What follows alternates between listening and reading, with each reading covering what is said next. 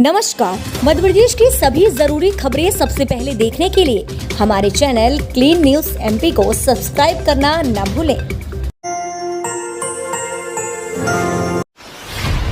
मानदेय में देरी, आशा कार्यकर्ताओं में बढ़ा आक्रोश, सरकार को दिए चेतावनी। एक तरफ उत्तर प्रदेश के मुख्यमंत्री योगी आदित्यनाथ ने आंगनबाड़ी और आशा कार्यकर्ताओं का मानदेय बढ़ाने की घोषणा की है, वहीं दूसरी तरफ मध्य प्रदेश के आशा कार्यकर्ताओं में मानदेय की देरी के चलते आक्रोश बढ़ता ही जा रहा है। धरने प्रदर्शन के बाद अब आशा कार्यकर्ताओं ने शिवराज सरकार को काम बंद की चेतावनी दी है। मध्य प्रदेश में आशा, उषा कार्यकर्ता और आशा सहयोगियों ने एक बार फिर मानदेय बढ़ाने की मांग को लेकर शिवराज सरकार के खिलाफ मोर्चा खोल दिया है। उन्होंने सरकार को 2 महीने बाद भी वादा पूरा न करने पर काम बंद करने की चेतावनी दी है। डेंगू और कोरोना के बीच प्रदेश भर के जूनियर्स डॉक्टर्स हड़ताल पर गए। आज से मध्य प्रदेश के 5 मेडिकल कॉलेज तथा भोपाल में जूनियर डॉक्टर्स आज सुबह 8 बजे से हड़ताल पर चले गए हैं। इस दौरान उन्होंने इमरजेंसी तथा ओपीडी में अपनी सारी सेवाएं बंद कर दी हैं। जूनियर डॉक्टर्स एसोसिएशन के अध्यक्ष डॉक्टर हरीश पाठक ने मध्य प्रदेश में बातचीत में कहा है कि मांगे न मानी जाने तक वे हड़ताल पर रहेंगे। जूडा का कहा है कि पिछली बार उनके आंदोलन के बाद सरकार ने उनकी मांगों को पूरा करने के लिए आश्वस्त किया था, लेकिन उसके बाद कुछ डॉक्टरों को कारण बताओ नोटिस जारी किया गया है। प्रदर्शन के खिलाफ सैकड़ों लोगों ने की पैसा वापस दिलाने की मांग। शिवपुरी में सैकड़ों लोगों ने कलेक्ट्रेट कार्यालय पहुंचकर हंगामा दिया। ये लोग सहारा इंडिया से अपने पैसे वापस दिलाने की गुहार लेकर कलेक्ट्रेट पहुंचे थे। इस दौरान सहारा के निवेशकों ने कलेक्ट्रेट कार्यालय पर हंगामा शुरू कर दिया और सहारा प्रमुख सुब्रत रॉय के खिलाफ जमकर नारेबाजी करते हुए मुख्यमंत्री के नाम ज्ञापन सौंपा। अपने पैसे वापसी दिलाने की मांग को लेकर निवेशकों का कहना था कि शिवपुरी जिले के शाखा में इनके करोड़ों रुपए जमा है, जो बीते 5 सालों से नहीं मिले हैं। इस मामले को लेकर एफआईआर भी दर्ज करवाई, लेकिन पुलिस और न ही शासन प्रशासन ने कोई ठोस कदम उठाया। शिवराज सरकार का बड़ा फैसला, बढ़ाई गई आर्थिक स्थिति की राशि इनको मिलेगा लाभ। मध्य प्रदेश में शिवराज सरकार मछुआरों को बड़ी राहत देने की तैयारी में है। मध्य प्रदेश में मछुआरों को गंभीर बीमारी का इलाज कराने के लिए आर्थिक सहायता बढ़ा दी गई है। इस मामले में मछुआ कल्याण में मत्स्य विकास मंत्री तुलसीराम सिलावट ने बड़ी घोषणा की है। साधारण सभा को संबोधित करते हुए मंत्री तुलसी सिलावट ने कहा कि प्रदेश के मछुआरों को गंभीर बीमारी का इलाज कराने के लिए 40,000 रुपए की जगह 50,000 रुपए आर्थिक सहायता दी जाएगी। इसके अलावा मछुआ समिति के सदस्य की मृत्यु होने पर उनके स्वजनों को आर्थिक सहायता 7 या 5,000 रुपए दिए जाएंगे। मध्य प्रदेश में 47 लाख किसान उठा रहे हैं केंद्र सरकार की इस स्कीम का फायदा, बुरे वक्त में आती है काम। मध्य प्रदेश में केंद्र की फसल बीमा योजना का इस साल करीब 47 लाख किसानों ने लाभ लिया है। बीमा योजना में करीब 3 लाख किसान हर साल जुड़े रहे हैं। सबसे ज्यादा उज्जैन के किसानों ने बीमा कराया है, इनकी संख्या 4,29,000 है, जबकि सबसे कम सिंगरौली जिले के 855 किसानों ने बीमा करवाया है।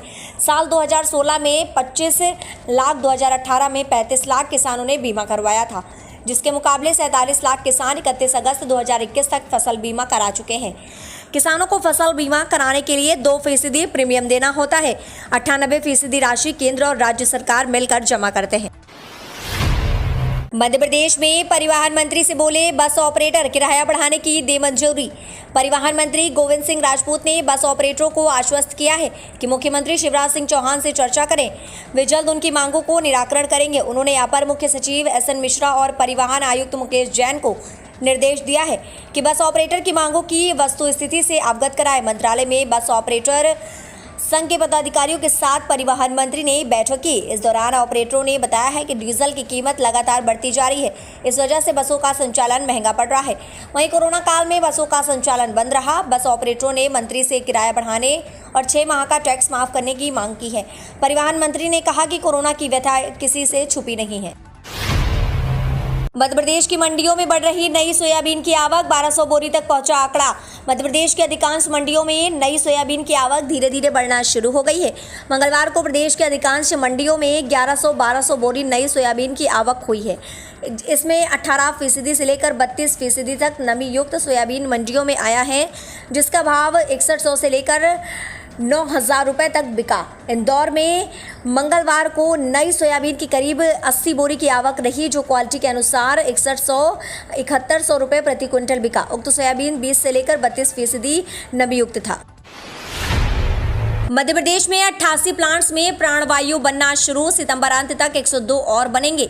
मध्य प्रदेश में कोरोना की तीसरी लहर से निपटने के लिए व्यापक इंतजाम किए जा रहे हैं। सरकार का दावा है कि प्रदेश में स्थापित किए जा रहे 190 ऑक्सीजन प्लांट्स में से 88 प्लांट्स चालू हैं। इनकी ऑक्सीजन क्षमता 45,890 लीटर प्रति मिनट है। सितंबर के अंत तक बाकी 102 प्लांट्स में भी ऑक्सीजन का उत्पादन शुरू हो जाएगा। ये प्रदेश के लिए राहत भरी खबर है। उत्पादन बढ़ने से अब ऑक्सीजन आयात करने की जरूरत नहीं पड़ेगी। सरकार की कोशिश है कि सभी जिला मुख्यालयों सहित तहसील स्तर पर भी ऑक्सीजन प्लांट्स लगा दिए जाएं। बिजली उपभोक्ताओं को समझौता करने पर मिलेगी छूट। छिंदवाड़ा नेशनल लोक अदालत का आयोजन 11 सितंबर को किया जाएगा। मध्य प्रदेश पूर्व क्षेत्र विद्युत वितरण कंपनी बिजली अनियमितताओं के प्रकरणों में उपभोक्ताओं को समझौता करने का अवसर देगी। अमरवाड़ा के अपर जिला एवं सन्य तथा अन्य न्यायालयों में दर्ज प्रकरण व कार्यालयों में लंबित मामलों में समझौता किया जा सकेगा। कंपनी के संभागीय अभियंता एसवी सिंह ने बताया कि लोक अदालत में निम्न दाब श्रेणी के घरेलू उपभोक्ता, कृषि उपभोक्ता, 5 किलोवाट तक के घरेलू उपभोक्ता तथा 10 HP भार तक के औद्योगिक उपभोक्ताओं को नियमानुसार छूट की पात्रता होगी।